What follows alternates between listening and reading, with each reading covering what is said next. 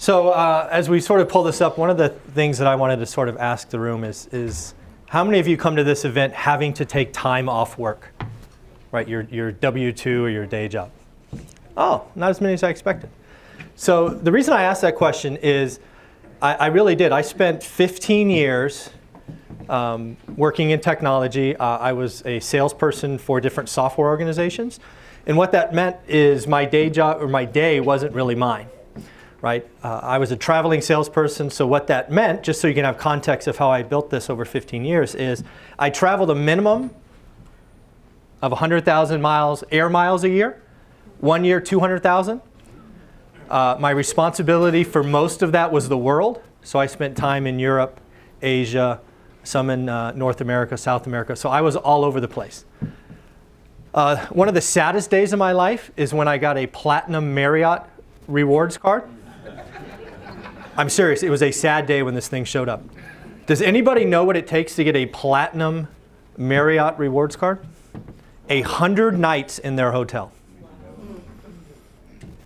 I don't know about you, but that's like 1 out of 3 days of a year, right? Maybe 1 in 4, if you sort of round up. I knew I had to change when I got that, right? That's not a way to live, right? I was spending, when you add up travel, and I'm not sure where I should stand, not by the speaker, I think.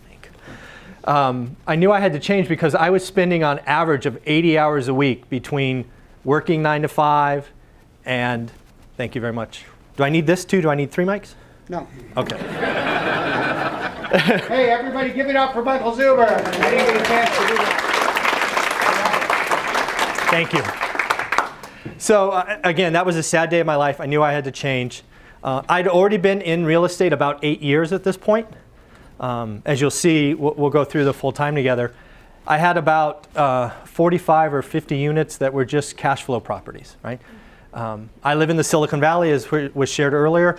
I knew I couldn't retire. I knew I had to do something. So we'll go ahead and tell the story. One of the things that I wrote down already, right, to talking about taking notes is I think speakers need to have goals, right? They've come here to share and all of that. I've come here to learn from all the tremendous speakers. But one of the things that I took down already this morning is when Jim talked about changing lives, right? I've shared this story, I've shared our story, and I do it because I like to help people and help change their lives. So I'm hoping in this room, in this 45 minutes together, someone will come up to me later and really say that, hey, I think you helped me move forward or help me, get started or change lives. How many people have a desire to have a rental but have less than 4? Okay. One of the things that Jim asked me to kick off was sort of this talk about why 4, right? How can you help people get started? So I have found that if you can get to 1, right? Getting off 0 is hard, right? Pulling that trigger is hard, right? You get stuck in spreadsheet madness, you get stuck in self-doubt and self-talk and your network sort of confusing you and all that stuff, right? Anybody been there? Yep. Yeah, I'm still there. And so that's never going to go away, so just embrace it. But I find that once you can get that, you need to have a goal. And when I tell our story, sometimes people get admired because we have 175 units now. That's over $1 million a year in rental income, right? So people see that and they go, "Oh my God, I want to be you." But it sort of scares them at the same time, right? So that's why I now have adopted the talk about just get to 4. I like to talk about 4 because I think 4 changes your lives, right? If you only ever got 4, right? If you're a flipper, if you're a wholesaler, right? You have a job.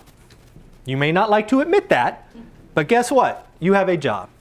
So I suggest as you're building this chunk money over time, every 4th or 5th or 6th or 10th or whatever that is for you, find a way to secure a long-term asset, right? And that's going to be a landlord or a rental property, whatever you investment or whatever you want to call that thing.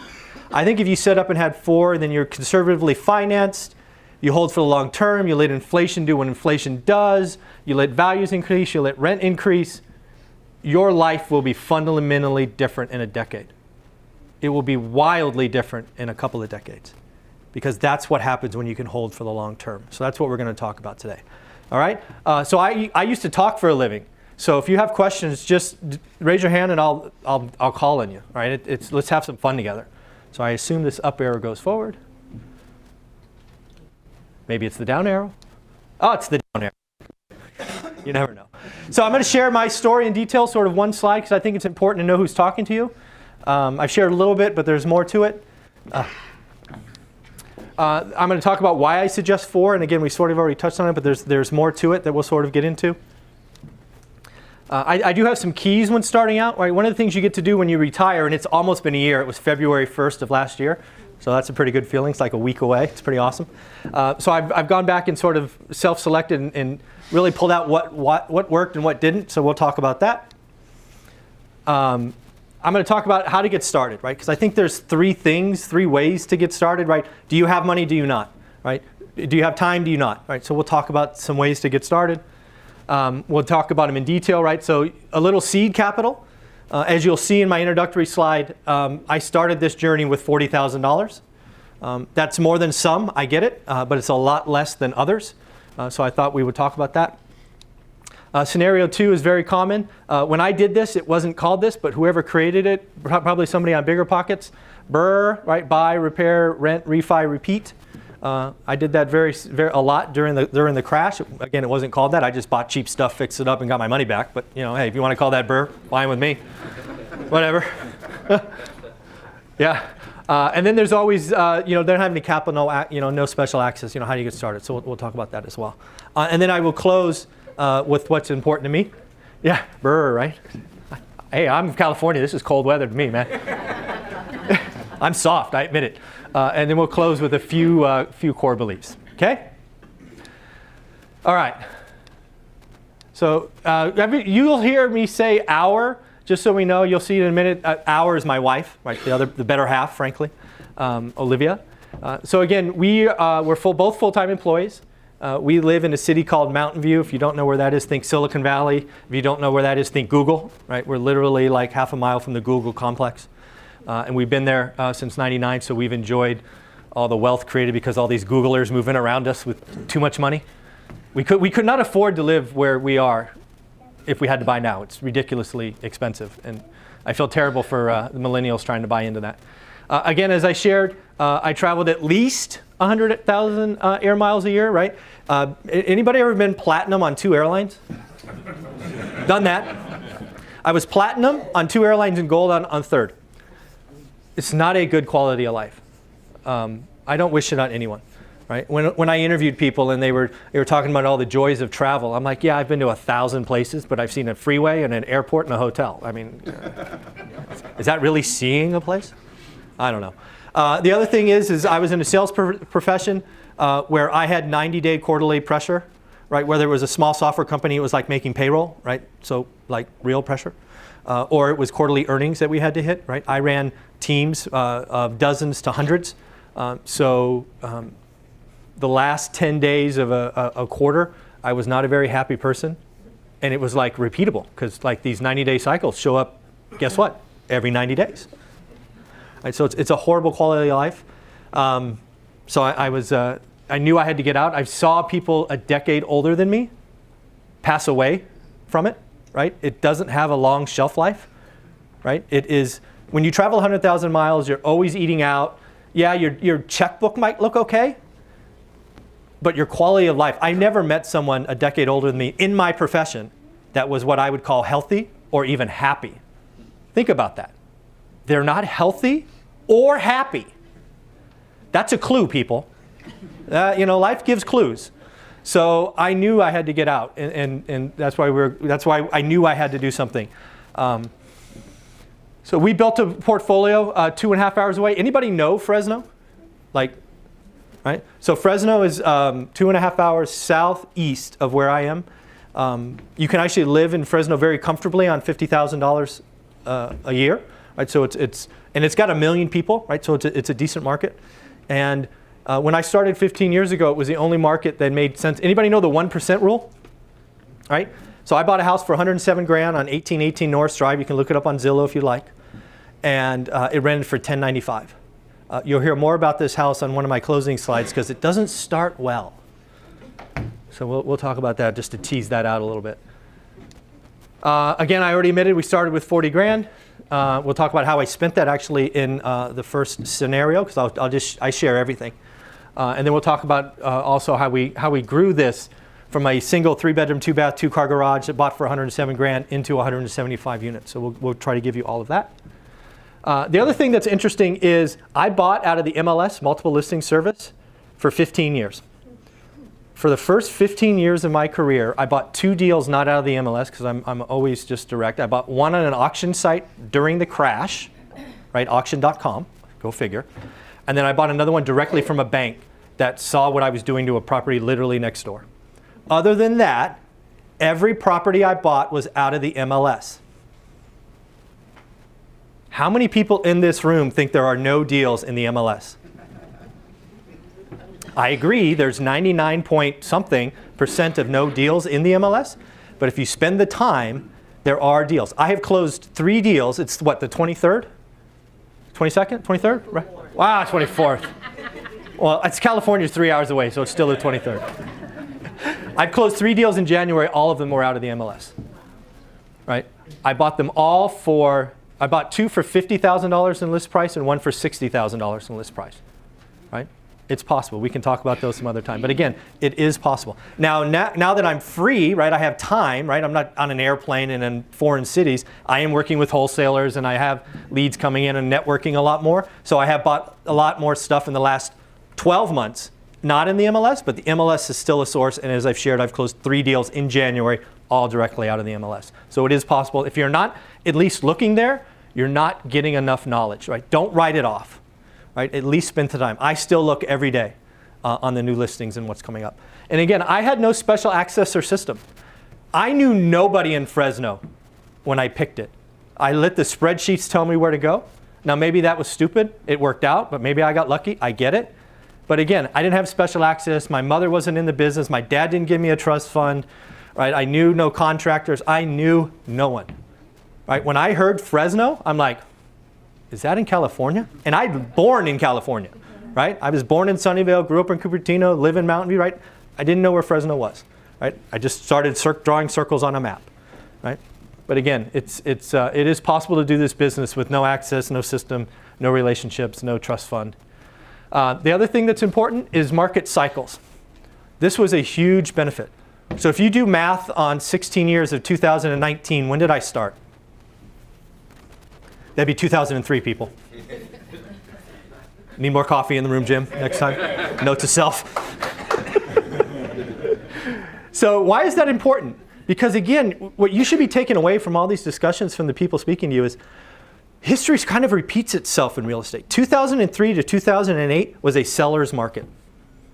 What are we either in, arguably at the end of, or what just finished? Seller's market, right? So might it be interesting to figure out what I did at the end of the last seller's market? Right? Kind of interesting, right? So let's talk about that. So one of the things you have to do is you have to leverage market cycles. And when I say market cycles, it's not only prices and demand and listings and all of that. Everything in real estate will have cycles when you think about it. Interest rates will have cycles, right? Interest rates will go up, interest rates will go down, right? Lending, just the access to capital will have ups and downs. Do you know what the easiest thing to get done between 2003 and 2007 was? Get a loan. It was ridiculously easy. I thought 2003 was easy until I got 2 loans for houses in 2007. Anybody know what an 80-10-10 is? Right? It was 80% first, 10% second. I only had to bring 10% to the to the dance for a rental property that was 2.5 hours away. Right? Because Countrywide at the time, right, which eventually got bought by Bank of America, those loans were fun, right? You know what the hardest thing to get done as a real estate investor in 2010 was? Get a loan. I actually felt dirty walking into banks, right? They just like, no, we can't lend to you. And I was like, what do you mean you can't lend to me? I have, X amount of dollars in the bank. I survived the crash. I lost no properties, right? I have all these. What do you mean, right? Sorry, you're a dirty word. Won't talk to you. Right? So I share this because if you're going to be in this business for any length of time, things are going to change on you and you need to pay attention. Okay? Again, network is your net worth, as I think Jim so accurately set up. You will need them at different times, right? Right? We got to where we were because we reached out to hard money lenders and because when banks wouldn't talk to us.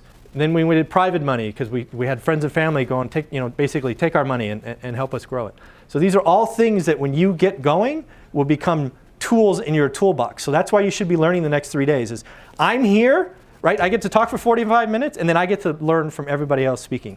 I'll be one of those speakers taking lots of notes because I know I don't know it all, right? And again, I've been doing it for 15 years, but I've been doing this much of the business for 15 years, right? I've been a buy and hold landlord, right? Because I had a day job, right? I couldn't send out thousands of marketing pieces. I couldn't talk to people on the phone all the time, right? Because I had other responsibilities. So I will be one of those guys taking lots of notes. So again, I celebrated this. I left February 1st of 18. Yay, me. Olivia, my wife, my lovely wife, left actually 5 years ago. So she usually comes out with me, but we have a sick puppy at home, so she decided to stay home with our sick puppy, which I'm glad she did. And again, as Jim shared earlier, I just published a book. It's been 8 months in creation. You know the hardest part of writing a book? Editing a book. Go figure. It took 2 different editors and several months to get through that. If you ever look at the book, you'll see a picture of it at the end. And I have some here if you want them autographed or whatever.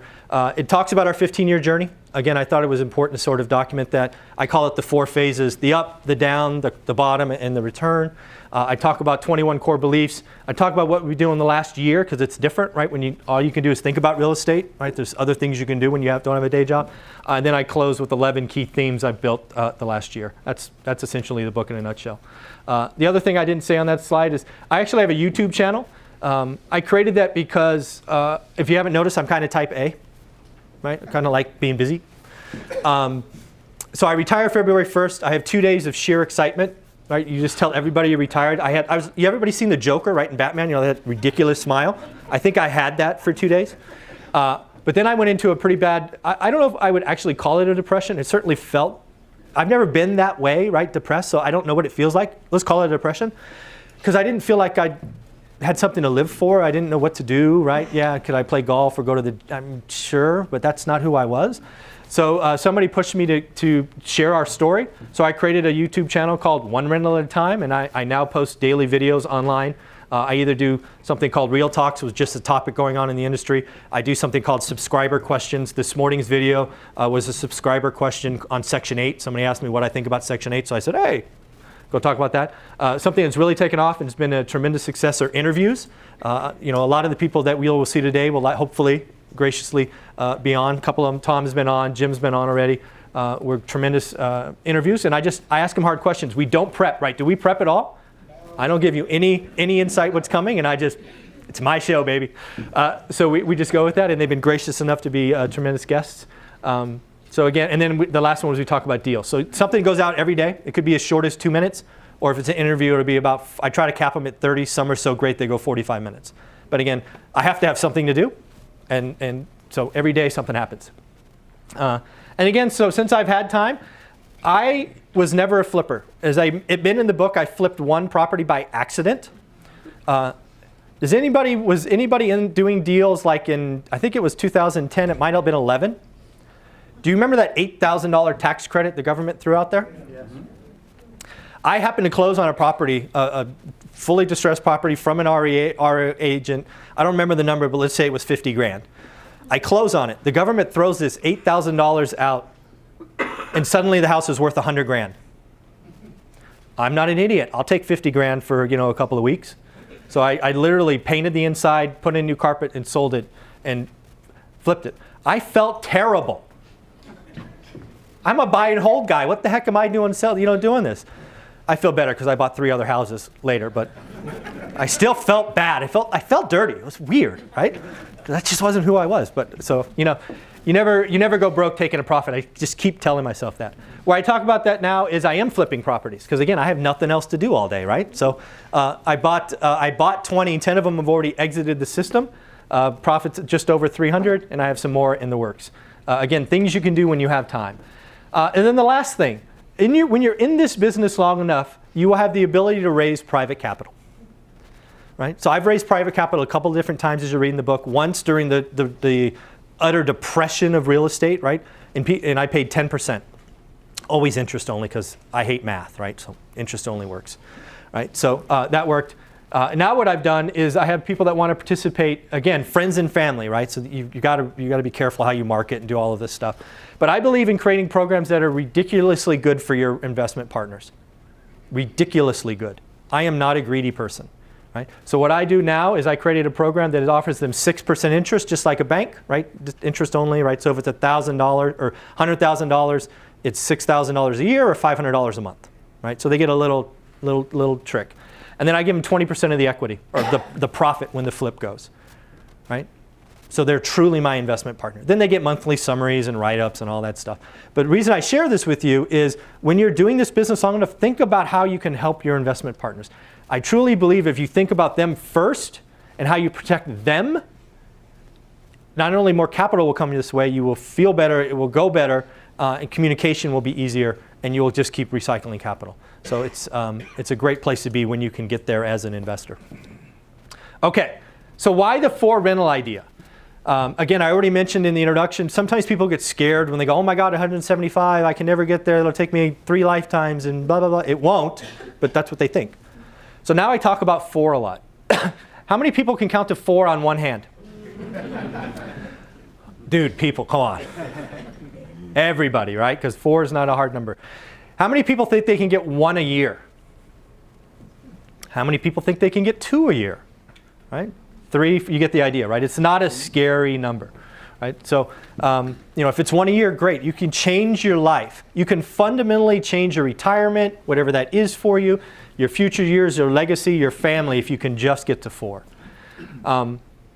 Does anybody know this, right? I talked about earlier market cycles, right? What is financing today like on your first 4 investment properties? I won't quite go ridiculously easy like it was in 04, 05, but it is easy. Right? There's real paperwork and real docs and not just signatures now, but it is easy.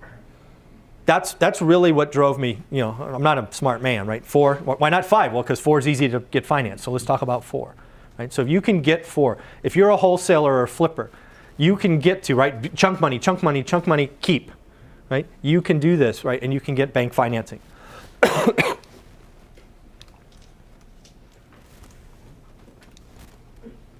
All right, what's going on? Oh, there we go. I believe having 4 rentals over time will fundamentally change your life. And I conservatively financed. One of the things that you will hear from me is you have to conservatively finance your stuff.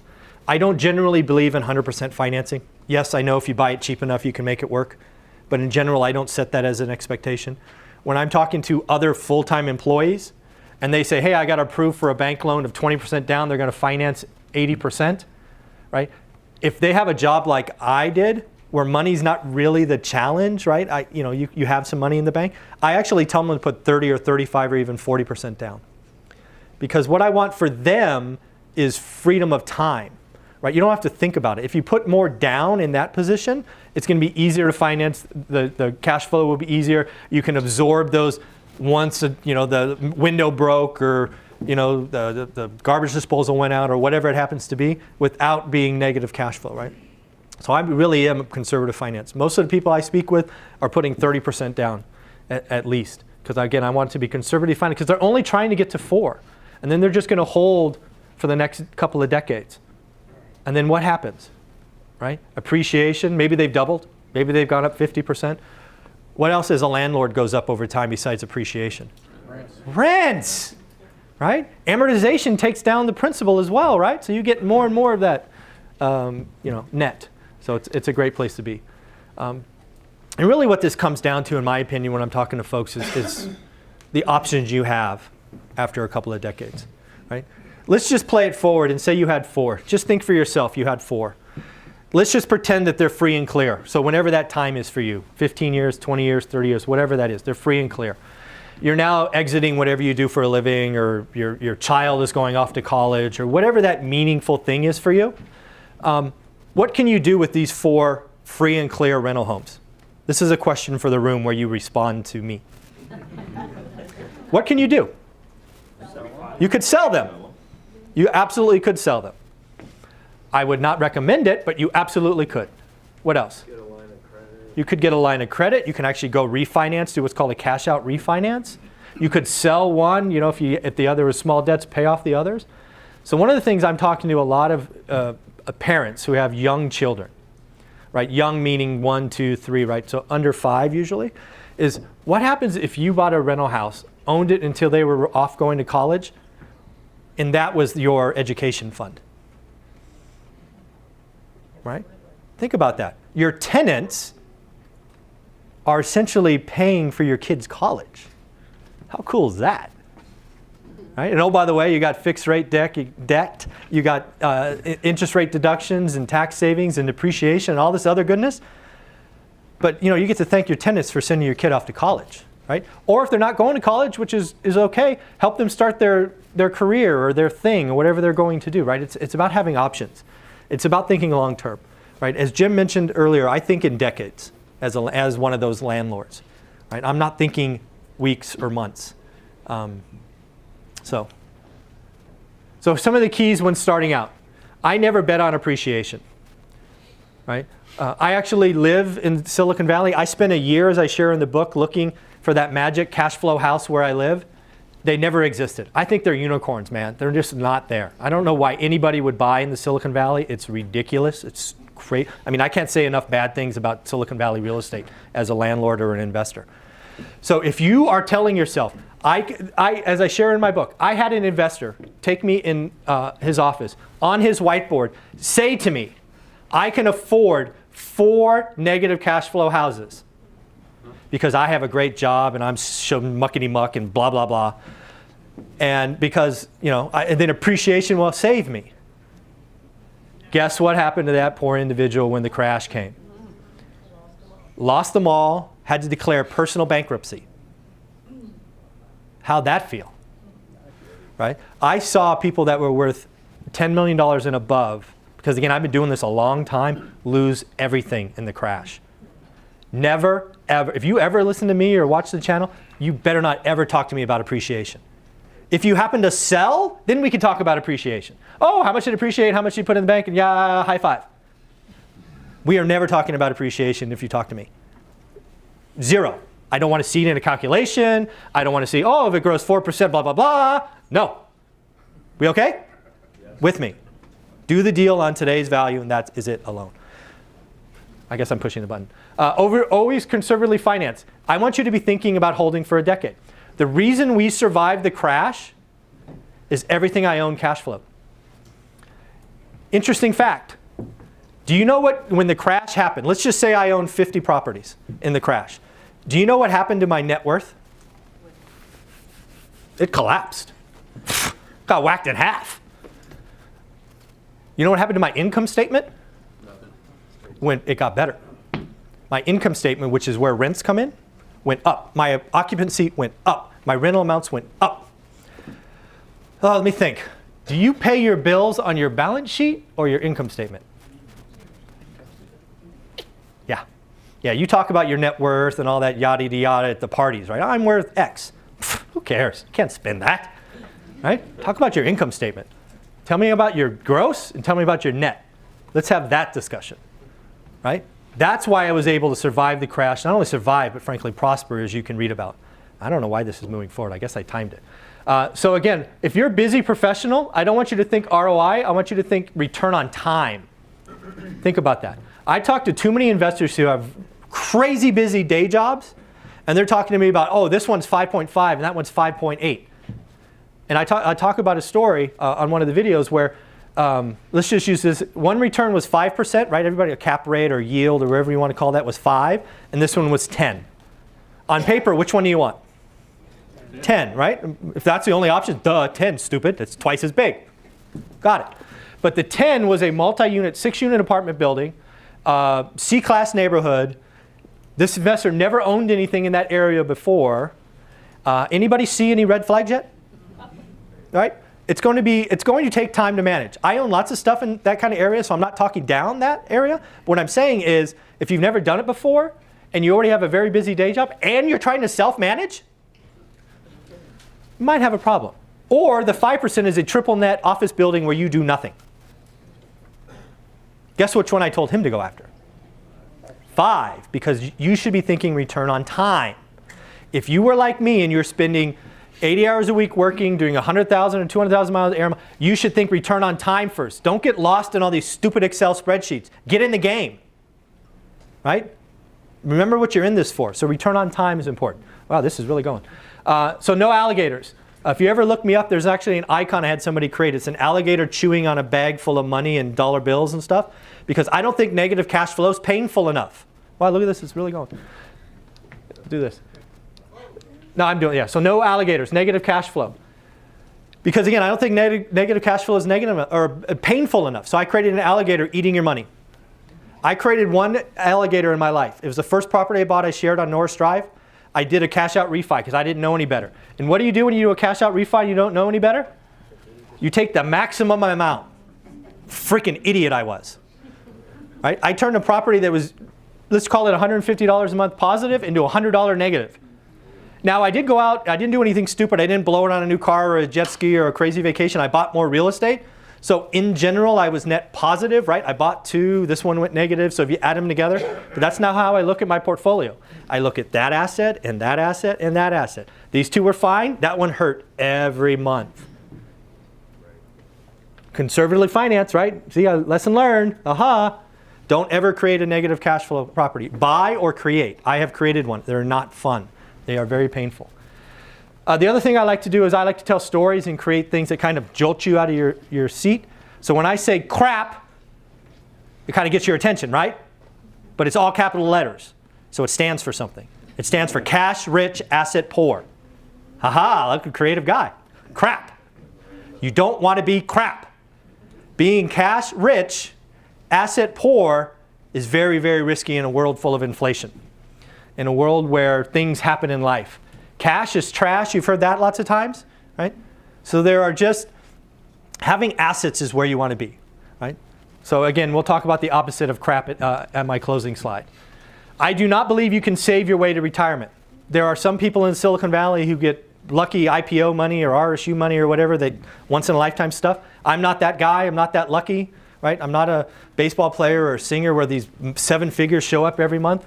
So I don't think you can save your way to a secure retirement. I think that's what the financial institutions want you to believe.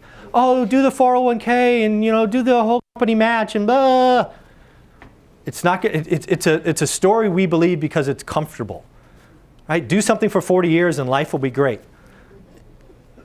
I'm into clues, people. Look at the people that are now retiring. Are they like mostly in okay positions? How would you like to retire in a bear market? Whew, that hurts. Right? You've been stocking away. Oh, life's good. Bull, bull, bull. Bear. You lose 30%. But it was here. Well, sorry, now it's here. So it's tough. So that's why I push and really believe if you had 4 conservatively financed rentals, you have options, as we shared about earlier. You could sell, you could refi, you can move the equity around. Lots of great stuff. Again, buy and hold. I think you have to think in 10 years, if not forever. If you talk to me, I'll give you a decade. We can have those conversations. But in general, I'm thinking about most of the stuff I have. Guess what? I'm going to die someday. I feel confident saying that. I'm not going to give you a date, but it's going to happen. And then my daughter will get everything I own and be happy for it. And again, focus on your core. What I mean by that is what you are good at. So when Jim went around and what do you do for a living? All of you come to this table with something. Right, you're a contractor, you have the GC skills, you can manage teams. Right, you're a realtor, you have access to unlimited amounts of information. If you're a wholesaler, you know how to market and take leads and do a click funnel and all that. You all have something. So figure out what you're good at, network here, and complement. Real estate is a people business. I say that a lot, and it's actually on one of my closing slides. Right, so for me, it was securing capital and then managing a team. I did nothing else. Technically I did paint one unit just to prove I could because my wife was making horrific fun of me about spending $600 to paint a 1-bedroom. I'm like, okay, fine, I'll go do it. I did it. It sucked. I had to get it repainted. That was a bad deal. Don't do that, stupid. Yeah, it's bad. But anyways, so just be comfortable with that. So ways to get started. You have some seed capital. You have good credit, or if not great credit, but a crazy life. Where do you start? So I'll break down our first 4 years in the business here shortly. Then there's the whole BRRRR strategy, which again I did repeatedly. It wasn't called that sexy acronym, but we'll talk about what I've done there. I've helped lots of people start with no money and no connections, but where we go. So I'm going to break each of these down for you now. How are we doing so far? Great. Awesome. Okay. Okay. So if you ever want to look it up, again, you want me to, I've said it a few times fast, I'll slow it down. It is 1818 Norris Drive East, 93703. Sometimes you guys like to look this stuff up. Go ahead to Zillow. You can see what I bought it and what I sold it, and then somebody lost it and somebody bought it back. So you'll see that whole track record. We bought it for 107. I didn't know any better, so I put 20% down. I didn't know you could do anything different. So I put half of my capital. Remember, I started with 40 grand. Right, so this is all math, people. About 9 months later, I found another property on Terrace. It was, I don't know why I didn't just say 100, but it was 101. So guess what? It's 101. So I put $10,000 down. How much do I have left? 10. Awesome. We're paying attention. Coffee's kicking in. So about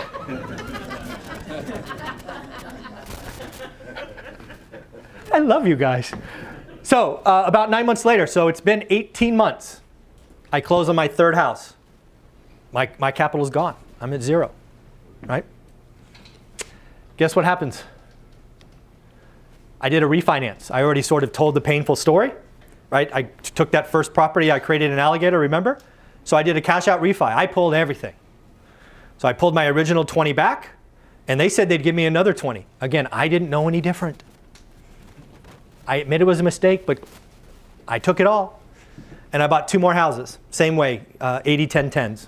So I was only putting 10% down. This is again during 03 to 07. And a year later, I took the first house, or the second house, Terrace, and did the same thing. Right? So I'm just doing cash out refinances, right? Because markets do what markets do, and this happened to be a seller's market, as I mentioned earlier, so it was giving me equity, and I could do a cash out refi, so I did. And then at the end of that 4-year period, we had 6 houses leveraging that initial capital of $40,000, thanks to appreciation and refinancing. Okay? So that's how you can do this. Again, I didn't blow it all in 1 year. I have met people that are in such a rush. Right? One of the dangers, right? Let's just say you had $40,000 in your bank account or whatever. I have met people that are in my position where you have no time. I still remember a conversation I had. Somebody went down to my market to Fresno. Somebody from the Silicon Valley went down to Fresno because they saw me talk or whatever. And they came back after that weekend and they said they bought 3 houses. I'm like, you heard some schmuck? Yeah, it was me, but still. Talk about a market you have never been to. And you took all your hard-earned capital and you bought 3 houses. Huh? I mean, don't do that. Don't be in a rush. Right? Go, one at a time is okay. That's what, hence the whole one rental at a time. Just let time help you and move forward. So, all right, if you rush into it, it's called gambling, and I don't gamble. So Burr, I love that. I think that I don't know who did that. That's a genius. Brandon Turner, right?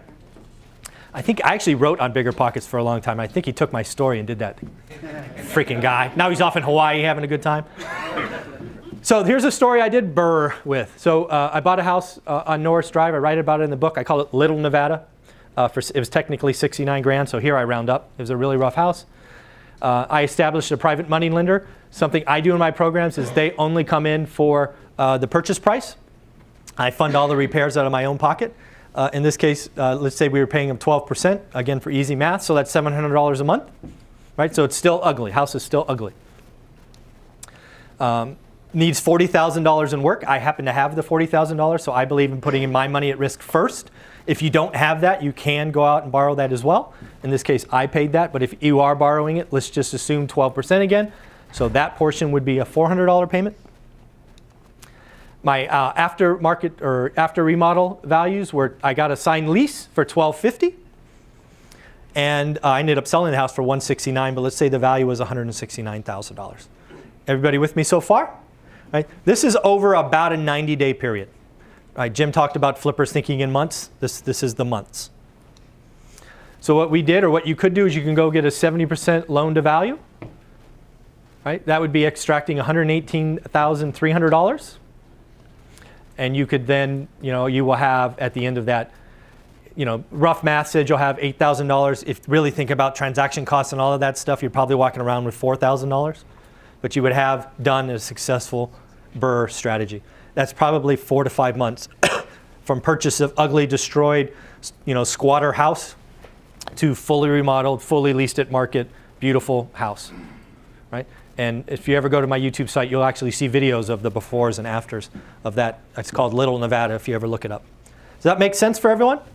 Yep. Right? So you were paying how much if you had to borrow everything during the, call it 4-month hold? Let's see if we can do some math. $1,100, right? You go back, you do all this, you actually borrow more money because you borrowed $110 before. Now you're borrowing $118 from a bank. Your payment gets cut roughly in half. It's $625. This is why the BRRRR strategy works, right? But you have to buy them right, right? I couldn't have paid $100 grand for that house and made this work. Right? I like to buy, again, I'm into simple. I like to buy below 50% below what my after repair value is. Does that always work? No, sometimes the house is too far gone. It's, tear down. Don't buy those. Right? So that's where I try to buy. So I bought a house for 70 that had an after repair of 170. So I had plenty of room to make that successful. Everybody okay? Yeah. Awesome. And then if you have no cash and no access, no, none of that, these are the things that I recommend. First, you have to recommend, and you are in for a treat tomorrow when Max Maxwell speaks. I've heard him speak a couple of times. I've heard all the speakers speak before, but I think you're going to love his story because he calls it broke. When he says broke tomorrow, I want y'all to laugh and chuckle because I told you it's coming. Right? So broke. You can start from anywhere in this business and be very successful. You got to focus your energy on becoming assets to buyers or sellers, preferably both. Right? Jim talked about earlier in his introduction being that networker when he exited the workforce. Right? He built a list of 3,000, all of that. He was being of service to buyers and of service to sellers. So you need to do that. Buyers in general are usually like me, where time is my issue. How many would believe that I've never spent a night in Fresno after 15 years? And I own a lot of I've never spent a night in Fresno. Right? So one of the things that's valuable to my network are people driving for dollars and wholesalers and bird dogs and all of that stuff. Right? I live where I want, but I invest where the numbers make sense. Right? So the numbers make sense in Fresno. I live where I want. My wife loves the valley, so we're staying. I wish we could leave and we could get all this equity back, but can't. I'm not bitter. I'm so glad she's not here because I'd be on the couch for that comment. Don't tell her. So time is my issue. So understand what their deals are. And do you know how to find out what a deal is to a buyer? Thank you. Ask them a question. What do you look for? Right? If you are a buyer and somebody asks you that question, I'm going to give you the words not to say. You ready? You going to write this down? I just want a deal. Not helpful. And probably dangerous, because what's a deal to me is not a deal to you. And anybody I still get that. Just give me a deal that you're not going to do. Really? You think I'm in a position where if I see a deal, I'm not going to get the deal done somehow, some way? You want my leftovers? It's probably not a long-term strategy I would be betting on. Right? So if you are a buyer, know your buying criteria. I like 3.2s, less than 50 years old, with a garage, carport. I want multi-units. I want side-by-side. I want rear yard, front yard. I don't care what you want, but know what you freaking want. And then tell everybody. Okay? Sellers. If you're a bird dog wholesaler, driving for dollars, all of this stuff, what do you have to do for sellers? Right? You have to help them with their problems. Usually it's condition or time. Do you think most people that put stuff in the MLS are motivated? No. They have signed up for a minimum of 90 days, and some do it for 180 days. Does that scream motivation to you? No, it does happen, and I've already admitted I did 3 deals that way, and just 99% of the stuff's not there. So in general, you're not going to find stuff that qualifies for MLS. So if they can wait 3 months, 6 months, if the house is pretty and it'll go FHA financing, sorry, most of the time not for you. Go look for the challenges. Go have those discussions. They're out there. They're in every city and every market I've ever been to. And even today, where wholesaling is the new thing, they're still everywhere. There's more deals out there than is possible. I get deals brought to me every day. And I probably say yes 1 out of 10 times. But still, they're out there. People are doing this very successfully, as you will hear from Max tomorrow, I'm sure. So this makes sense in scenario 3? So my last slide, which is good because I got the 15-minute hook. So I'll be done early. So financial freedom. It actually starts with what I call good defense. It's not about your income, people. This is a fallacy that I grew up with. This is a saying that my mom had. I remember it so much because I heard it every day going to grade school. Now, Michael, right? The only person to ever insist on calling me Michael is my mother. So, Michael, your job is to go to school, get a good education, so you get a good job, and buy lots of nice stuff. Every freaking day. I can close my eyes, be in that brown Civic, and hear this saying. People, it's not about the income. It's not really even not about stuff. Right? More about experiences and being of service and all of that stuff. I lost the decade of my 20s because I believed it was all about stuff. I got the nice car. I got the silly watch. I got the silly... I got it. It's a waste. I could have been retired in my 30s. I lost a decade of my life I can never get back because I was doing stupid things with my money. Right? So good defense means live below your means, save, invest. Don't upgrade your house because you just got a raise. If you are in a household that has 2 licensed drivers, and you have 3 freaking cars,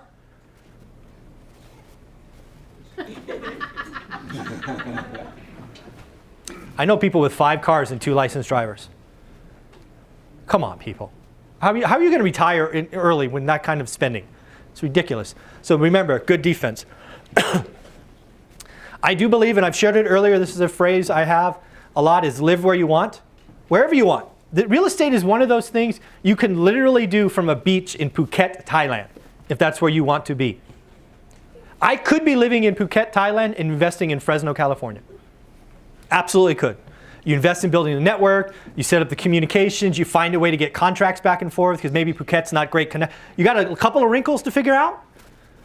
Right? Get FaceTime going up, people walking properties you trust, right? Get inspections. You can do this anywhere. So please, live where you want. However, that last part of the sentence is very important. Invest where the numbers make sense. One of the things I believe you're going to hear from Tom Olson later is about Gary, Indiana. Talk about a market that makes sense. Right? I'm going to probably spend some time there personally to see if that's another market I want to go into because the numbers make sense. Right? Live where you want, but invest where the numbers make sense. Again, I said it earlier, we laughed and chuckled, but crap, right, all caps with periods, so I'm not swearing at you, is not a way to live. I don't believe being cash rich and asset poor is a recipe for success. I meet people all the time that talk about their 6-figure 401k, and I'm like, yeah, you're one oops from that being gone. Right? You exit in a bear market, right? I go back to the people now and talk to them, it's like, well, I lost 30%. How'd that feel? That probably didn't feel very good, right? So again, having assets that appreciated, inflation protected, paid off by others, I mean, rental property is a great place to be. I promised you the opposite of crap. And this is a challenge for the room. If you can create a better acronym that's the opposite of crap, here's the rules, 4 letters, and it's an actual word, I'm game. So far, ARCH is the winner. It stands for asset rich, cash happy. See? Not just a hat rack. I don't think that's the best one out there, but until you give it to me, that's the winner. Okay? So again, asset rich, cash happy. Because I don't want you to be cash poor, right? I want you to be cash happy. Right? You got to have a reserve, you got to have a little walk around money, all that stuff. So asset rich, cash happy. This is the big one for me, especially if you're a full-time employee like me. And if you ever freaking tell me, I just want a deal, I'm going to, if I'm in an okay mood and I have my coffee, I'm just going to come back and say, what's your acquisition criteria? This is the #1 thing to get right if you feel stuck. Anybody ever been stuck in analysis paralysis? I'm still there after 15 years, so it happens to the best of us.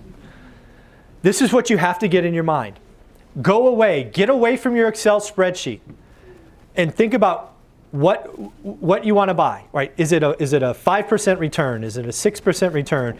Is it I don't care what it is. Maybe it's new construction on a street that begins with the letter A. I don't care what the freaking requirements are, but get yours down.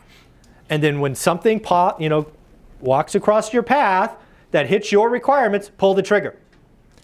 It should be non-emotional. It's not, oh, it's facing the wrong direction and it's pink when it should be yellow and No, know your acquisition criteria. Be able to tell your friends and family what it is. It's not a secret, people. Once you know what yours is, tell everybody.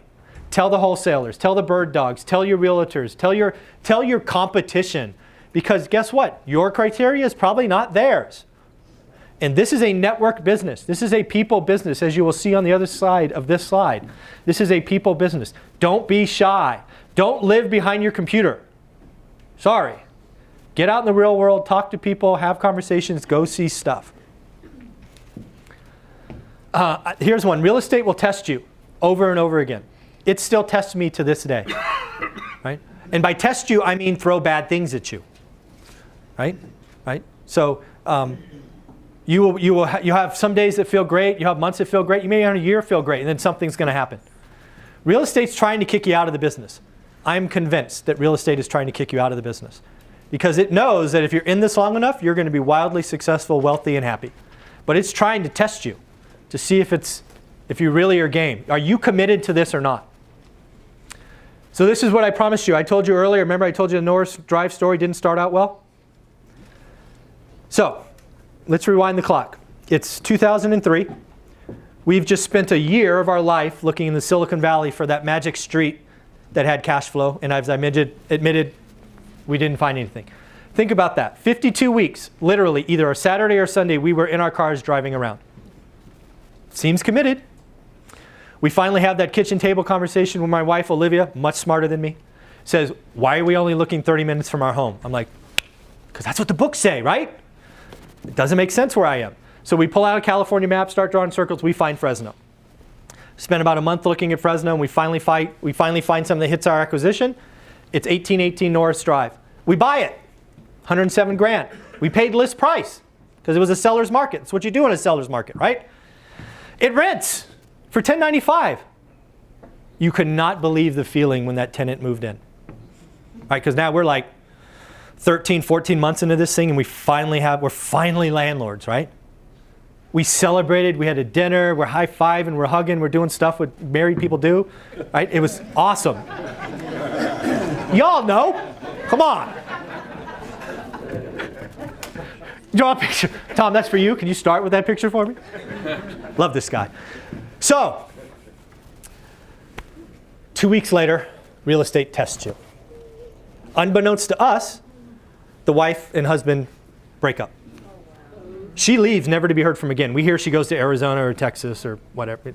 Don't know, can't find her, right? The husband decides to turn to the bottle and make drinking and destroying our rental house his personal job. I've already admitted that we invest in California, and in California evictions aren't quick. So we have about 90 days of lost rent, eviction charges, and at the end of the day, we spend about $15,000 rehabbing this property. So I want you to think about it. It's been 6 months now, right? We got first month's rent. We got the deposit. Guess what? We kept it. Shocking. It helped. It paid for the lawyer. And then we lost rent. Do anybody think we had to pay our mortgage? Right? That $15,000 we had to pay. Get back in. So see what I mean by real estate will test you? Right? What I didn't share with you earlier is we got into real estate because we were burned out stock market investors, right? We made a lot of money day trading until we didn't. So we're like, this is gambling, this is stupid. Then we get into real estate, we spend 13 months doing something we think we won, then it kicks us in the teeth.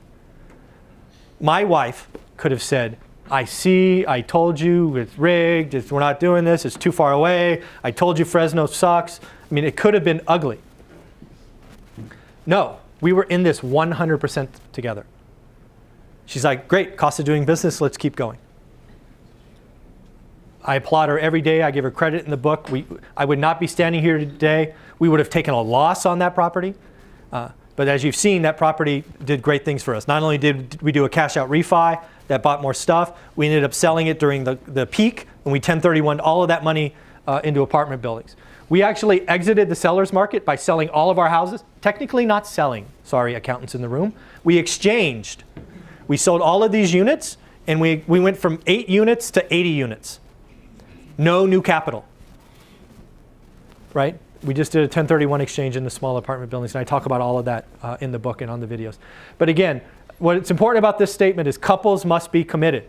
I do not want to talk to people that are 99% committed, because real estate's going to test you, and you're going to have the Norris Drive story happen to you in some way, somehow. And if you're going to go pick on your partner and say, see, I told you, don't get started, don't even bother. Not a place to go. This real estate business is hard. Right? It's easy to get going and all that, but it's going to test your mettle. Are you in or not? Right? It still happens to me to this day. Now the good story, again, Norris Drive ends well. We sell it for $265. We buy a 5-unit apartment building. Get this, we sell Norris Drive that rents for $1,100 for $263. You can look it up on Zillow, or $266, whatever. We buy a 5-unit apartment building that rents for almost $3,000 for $223. Market's weird, right? Market cycles, right? So when the market tells you to get out of one asset, don't be afraid to 1031 exchange into others. We got great success with small 5 to 15 unit buildings at the peak. The affordability index. I often get asked, how did you save yourself from the crash, right? Because we owned assets that were grossly overpriced in 08, grossly. Right? That freaking house. You know how much that house rented for in Norris Drive that I sold for $263? $1,100.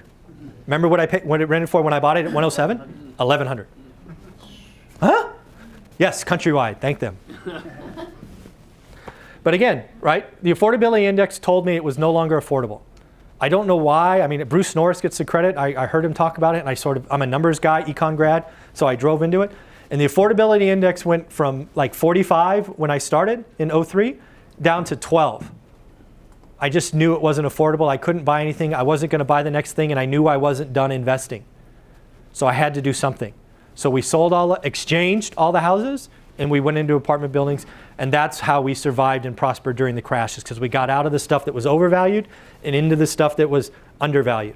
And our cash flow went up, our income went up, our net worth probably went down, but again, I shared earlier, it doesn't matter what your net worth is.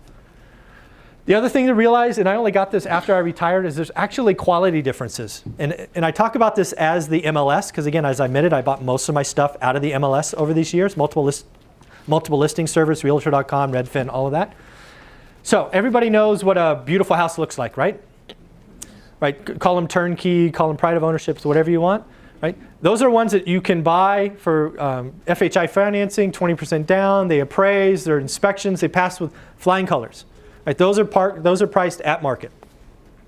Anybody ever see a listing that says rented under market, feel free to raise rents, tenant lived in? Anybody ever see one of those? Yes. I bought a lot of those in the beginning. Right? They're usually 20 or 25% below the beautiful properties. But I'm here to tell you, having been that guy that bought lots of those first 7 houses were those, it actually takes a lot of your cash. Right? Because you're still probably putting 20% down. In today's market, giving lending, they may not even appraise, right? Because lending is sticky on that, but let's just assume they do. But what does your Excel spreadsheet tell you? And again, I tell you this because I made the mistake. What does your spreadsheet tell you? It tells you if you raise rents to market, life is great.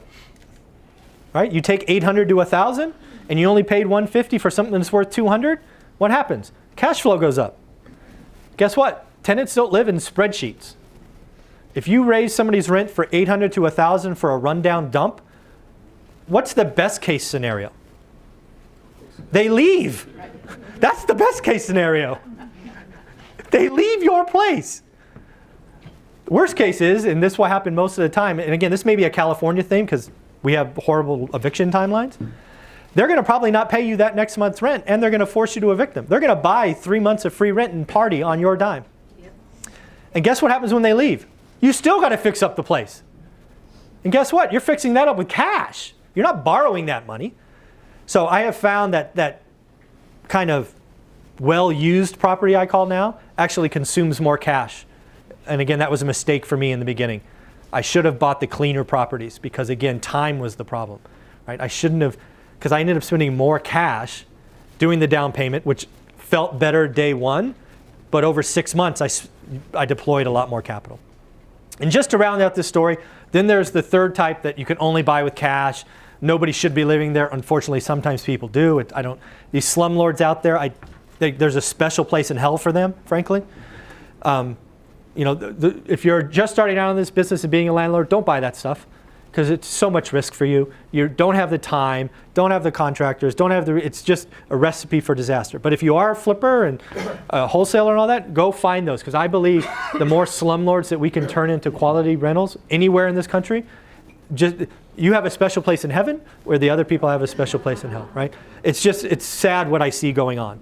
Nothing makes me happier today turning something that is should be torn down into a beautiful property. So those are the three quality differences. And then real estate's a people business. If you haven't figured that out, so I think most of you have, you're here, kudos to you. Real estate is a people business. Network, ask questions, all of that stuff. You never know, again, know your acquisition criteria, share it, talk. You never know where these connections will lead you. It's still why I go to events like this and network because you just never know where that one connection will help you going forward. So again, this is me. Because if you're part of Jim's event, you're important to me. So I give you my email. It's mzuber@onerental@a-time. Hey, everything I do is one rental at a time. Shocking. I'm a simple man. I actually gave you my cell phone number. I don't normally do that. But that's my cell phone number. And then there's the YouTube channel. Guess what? It's called One Rental at a Time. There's daily videos. And that's the book. I'm going to write your cell phone number down. Just kidding. How'd you guys like that? All right. I'm serious.